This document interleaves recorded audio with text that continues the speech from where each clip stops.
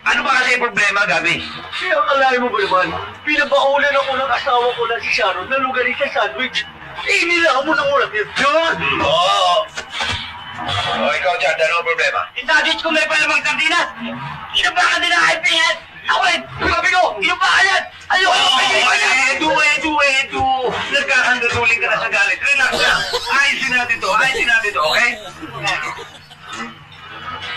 Aga, totoo ba yung sinasabi nito tatlo to? Hindi totoo yun.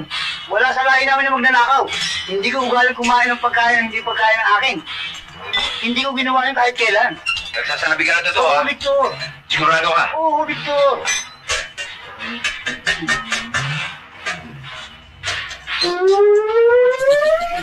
Ano to? Tali na lang kuling siya. Ngayon ko lang ginawa yun, Victor. Ay! Yan ang tali na lugarin siya! Oo! Sandali! Okay. Paano mo lang gulo? Aga! Bayaran mo yung mga kinuha mo sa kanila. Sige, yun lang pala eh. Oo, magkano yun sa'yo? Yung lugarin sa sandwich ko, bayaran mo lang 40. 40? Sa'yo, Richard. Sa akin, 20 lang. Sa akin, 60. Sa'yo, 5 piso lang. 5 piso lang. Bali, 65 lang. O sige, babayaran ko yung 65 nyo. Oy! Anong 65? Anong 65? Paano naging 65 lang? Paano yung cake na? Pinuhos sa mukha ko. Ano? Sige mong paro, magkano yung cake nyo? Gago pala kayo. Dahil tatlo yung cake. Tig sa 10 piso. Bayaran yung 30. Dali!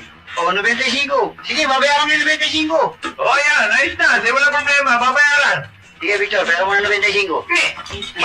Bakit ako? Eh, wala akong pera eh. Alam mo naman ikaw lang aasahan ko eh. Pero muna. Pambira ka talaga. Disgrasya mo. Pati ako nadadamay sa disgrasya eh.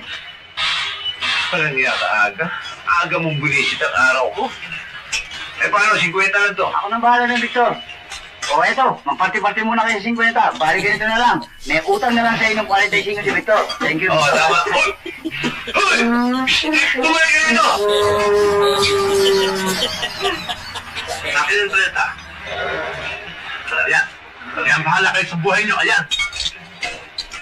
20. Lutin mo nga yan eh. O, sir. Victor, kailan mo babayaran yung ulam sa amin?